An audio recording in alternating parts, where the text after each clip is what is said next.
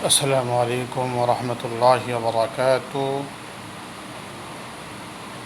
أعوذ بالله من الشيطان الرجيم. بسم الله الرحمن الرحيم.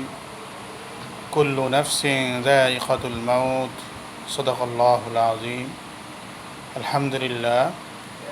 আমরা যেখান থেকে এই আলোচনা শুনব সকলের জায়গা থেকে আমরা আল্লাহ তাআলা রব্বুল আলামিনের দরবারে লাখো কোটি শুকরিয়া আদায় করি আলহামদুলিল্লাহ।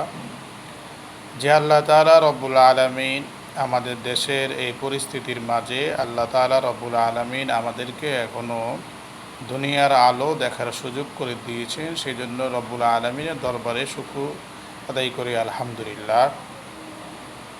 মৃত্যু এমন একটি জিনিস, কার কখন মৃত্যু হয়ে যায় এটা কেউ জানে না, একমাত্র আল্লাহ তাআলা রব্বুল আলামিনে জানেন যে কার কখন মৃত্যু হবে। এটা আল্লাহ তাআলা রব্বুল আলামিনের জিম্মায় তিনি এটা রেখে দিয়েছেন যে মানুষের মৃত্যু কখন হবে।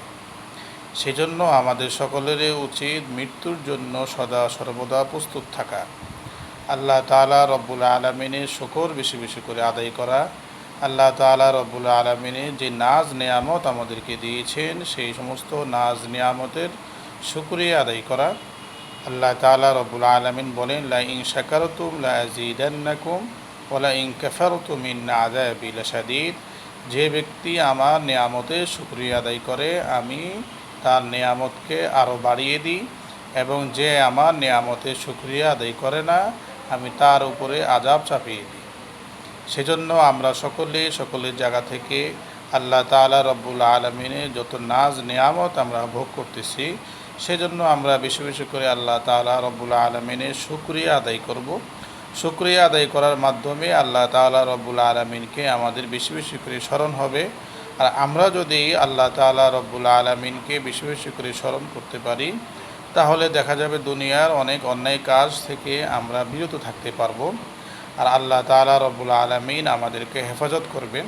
আর আমরা যদি আল্লাহ তাআলা রব্বুল আলামিনের সদা সর্বদা শুকর আদায় না করি, ওনার শুকর গুজার যদি না করি, তাহলে দেখা যাবে যে আমরা আল্লাহ তাআলার কাছ থেকে আমরা বিমুখ হয়ে যাব।